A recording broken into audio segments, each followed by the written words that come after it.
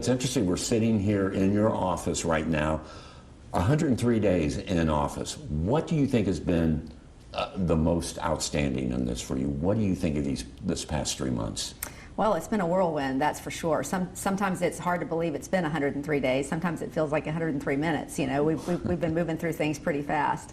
But overall, I've been pleased with what we've been able to accomplish. I think going through 14 districts of community meetings. I think we have one more community meeting of all the 14 districts. We've met with thousands of people since we first got into office. I think that's a big deal. I don't think any mayor has done that before, and it was important to me to connect with people. So I think that's an important accomplishment. I think the fact that we were able to pass a budget for the first time in 15 years unanimously says a lot about this council's willingness to work with me. I think that's what everybody was watching, right? When we came in, would we be able to work together? And I think we have a lot of folks over there who really want to move the dial on a lot of the same issues that I do, and that's really good news for Jacksonville. So I'm really pleased so far. I'm just going on with that approach on that. For the budget, you basically got what you wanted out of this. There were some things, I think Randy DeFore was your biggest loss on that. Is that what you would agree with that? Yeah, I'd say that both Randy and Al were disappointments for me. For sure. I think they're both outstanding people who are good public servants and would have done a fantastic job. The council ultimately has the decision on those things. With Al, as you know, it had to do with creating a waiver that they did not want to do. And then with Randy, I think there were a variety of reasons why that didn't work. But look, at the end of the day, I always say that's part of compromise. You don't get everything you want. But I think when it came to the budget, we did a good job. You were talking about the community meetings. That's all I'm hearing. The people are so surprised at that you were actually listening to what they were saying, not just cutting people off. Do you feel good about that? I mean, is there a takeaway from these meetings, something that you're going to come back and do something with? Oh gosh, absolutely. At every one of these meetings, I stand up and I say, I don't have anything to say except for thank you for being here, and line up and go. And I'm here to listen to you. So really, it is an airing of these are the things that I feel like haven't been handled in my community. These are the things that are most frustrating. And you know what's interesting is you would think that you'd go to different sides of town, given the narrative you always hear, and that you'd hear different things. It's almost always a lot of the same stuff. I've had a pothole in front of my house that nobody's dealt with for 6 years. There's too much speeding in my neighborhood.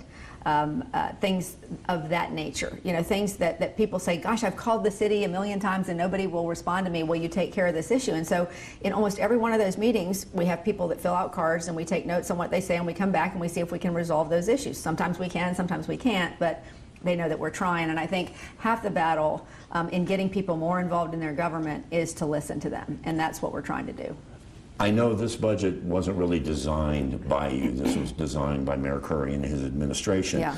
But is there anything in it that you would have changed? I mean, if given more time to look at it. Well, that's hard to say, Jim. It was obviously drinking from a fire hose when you first get in. That's the one thing of the process that I wish there was some way to change, that we had more than a couple of weeks to look at the budget.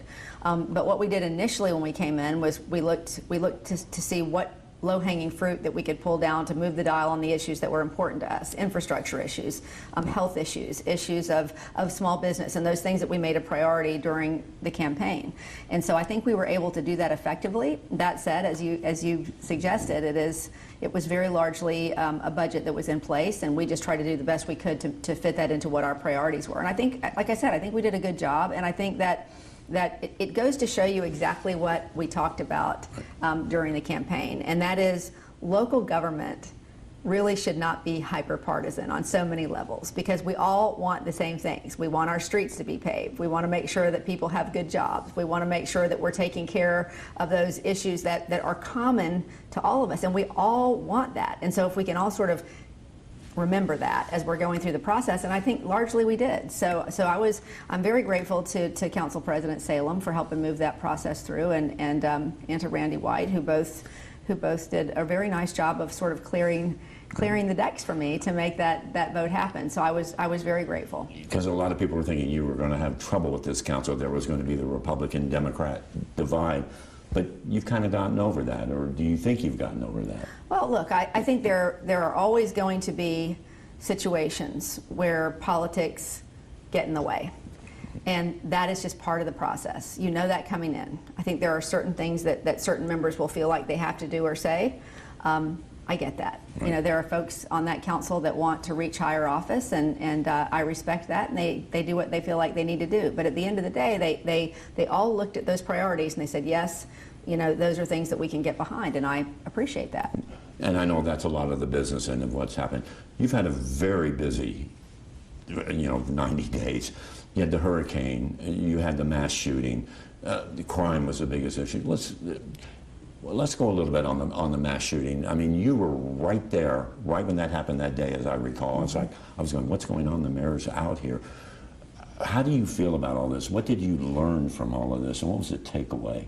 Well, I just knew that's where I wanted to be. As soon as I heard it, I knew that community that has been just so injured so many times, I knew they were going to be outside. I knew they were going to be heartbroken. I knew they were going to need comforting, and I wanted to be there. I am glad that I was there. As awful as the whole thing was to witness, that's where you should be, right? Right. So I'm still very committed to making sure that we don't let that just go and not continue to talk about ways that we can erase racism from our community and other things to bring our community together. But it was really a very, very instructive moment for me in terms of what it means to be the mayor. And you're basically the caretaker of everybody in this community, and I wanted to be there. Yeah, and on those same lines, you've spoken with the sheriff. We're talking about this community, the split, the divide in there, the videos that have been released.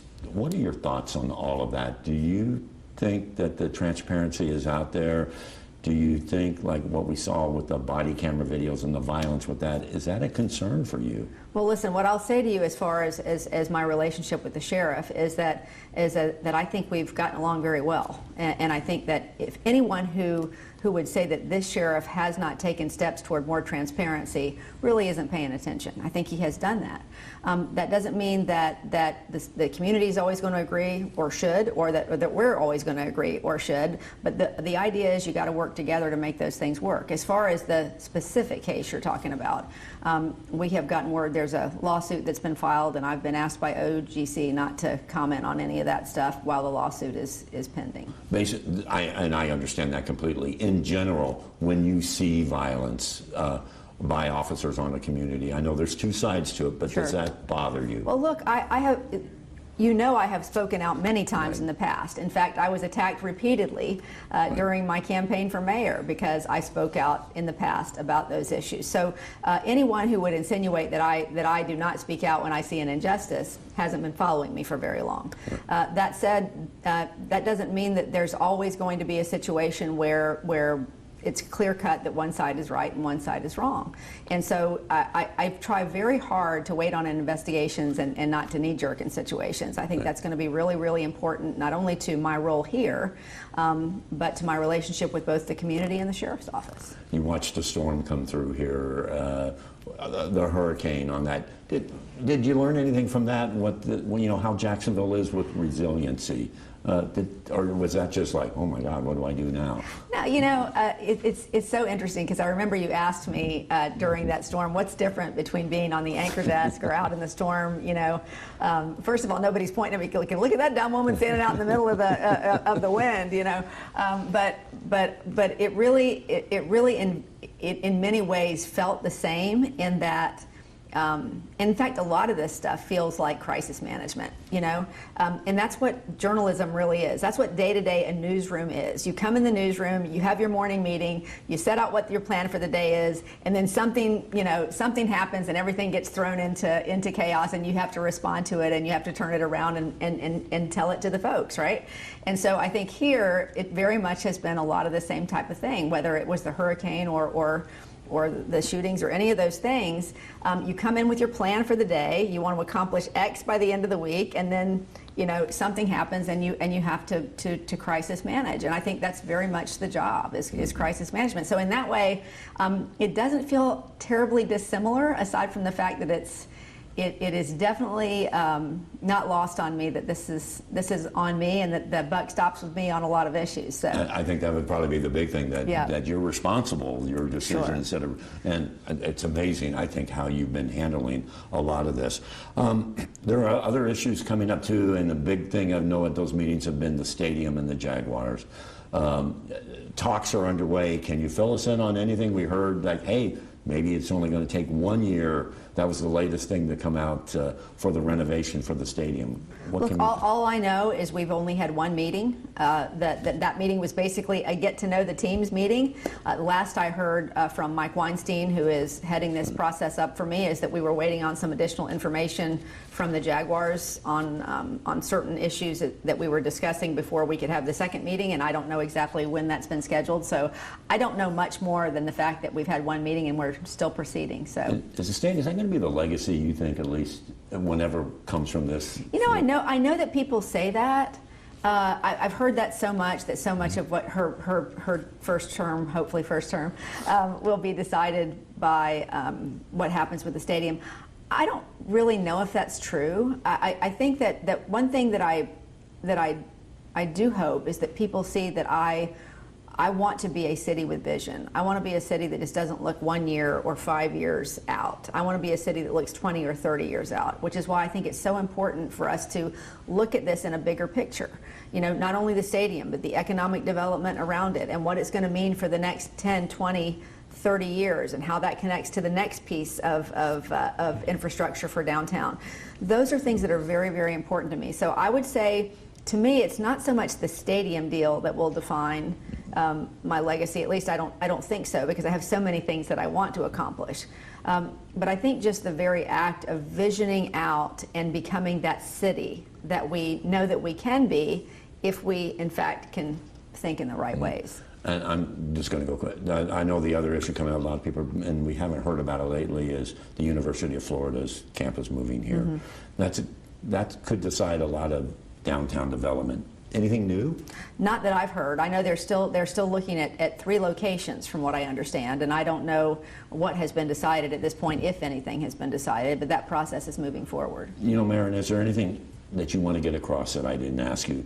That this is to let people know, you know, this first 100 days. Look, I'm really grateful to the community for connecting with me here. You know, the number one goal that I had coming in here, in addition to all of the plans on infrastructure and downtown and all those things we talk about, was to try to bring people into City Hall, to create more of an environment where people felt connected to their city government. And people have really responded. If you've been to any of those community meetings, you know they're largely pretty packed. People are anxious to speak their minds. And I just want to thank the community for taking part in all this. Bringing us together. And I'll say this, you know, set against, you know, what you're watching half a world away right now, right? I just think it's never been more important to have unity. And to be unified is to be solution oriented. That means you're not constantly in fight mode. You're trying to work with everybody to find solutions. What does that mean? That means that some people are not going to be happy with you on either side, right? But at the end of the day, my feeling is, if I can bring this community together to where we're actually working forward on solutions, instead of just, I'm going to grab what I want and you're going to grab what you want, that's just not a way forward. So I hope that the more we watch what's going on in our state and our world, that people understand that's our work. Our work is to become unified, and that's what I hope my legacy is, honestly. But the first 100 days, you know, I don't think I could have asked for much better.